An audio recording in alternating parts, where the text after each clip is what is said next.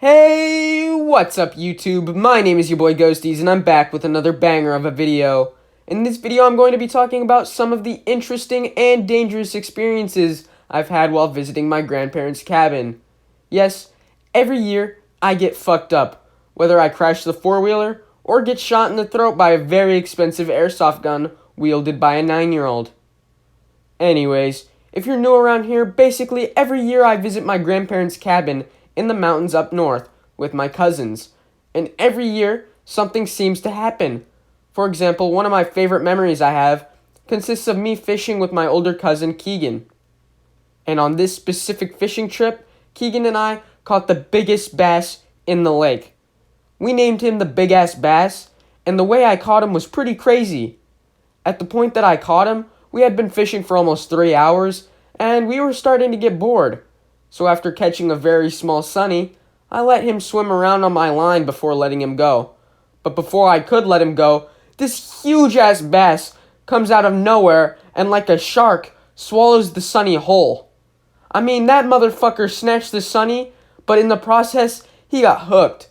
And I immediately shit myself and called my cousin over who actually knew how to fish. And he sat there and wrestled that damn big-ass fish for 30 minutes before finally getting him out of the water. Now that I'm thinking about it, we should have eaten that fatty, but we let him go because of his sheer size and thickness alone. Funnily enough, we actually saw him in the same spot the next year, and in that year, something else happened. I was finally old enough to drive my pop's four-wheeler, and I was beginning to be confident. I started driving faster, and I started drifting that bitch on some Fast and Furious shit. Well, one day, while fishing, it began to rain, and we could see a storm coming. So like any smart and sane people, Keegan and I hopped on our four-wheelers and began flying back to the cabin. Now, in the process of going, I never attached my chin strap on my helmet, which, when flying up a hill, I missed the last turn before my grandparents' cabin, and I just slammed into a huge embankment. I slammed into the handlebars, my helmet flew off, and I lost my breath. I wasn't hurt, except for a few scrapes, but I did have to sit there like an idiot until my cousin came to rescue me, because I forgot how to put the damn four-wheeler in reverse. But anyways, the four-wheeler was not the only one of my grandfather's vehicles that I crashed, because he also has a UTV, which because this year my cousin decided he wanted to drive the four-wheeler, I got to drive the fast-ass UTV. And every year, we have a tradition of repainting my grandfather's vehicles with mud. And we have a very specific mud hole that we love to mess around in. And here's a video of my cousin doing a mud run. Anyways, one of the times my brother decided he wanted to come with us on a mud run, so I forced him to wear a helmet. And it was a good thing too, because we decided to test a new mud hole that we had never tried before. And while drifting like an absolute badass, my wheels caught. And before I could countersteer, I rolled that bitch. Once again, I was very lucky in the fact that nothing was damaged and my brother was okay. He was just a little freaked out because he couldn't unbuckle his seatbelt. Meanwhile, I was hanging from my seatbelt. Thank God for the seatbelts and the roll cage. I know I'm a little slow, but I'm not a complete idiot because we were able to use the four-wheeler's winch to right side up the UTV. And even though I tweaked the shit out of my back and was in a lot of pain for the next week, my pop will never know. And if he's watching right now, which I hope he's not, hi Pop. Love you.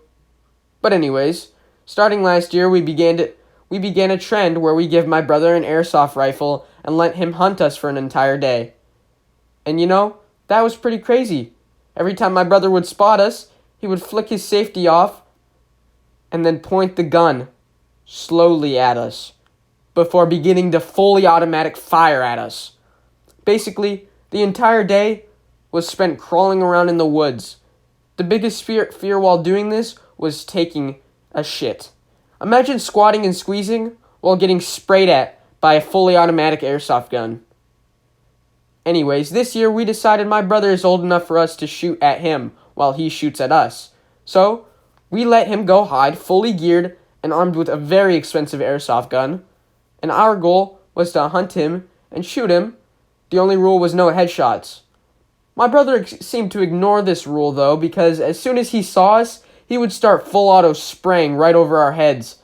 Keep in mind, we had blinding goggles as protection, so we were scared for our lives.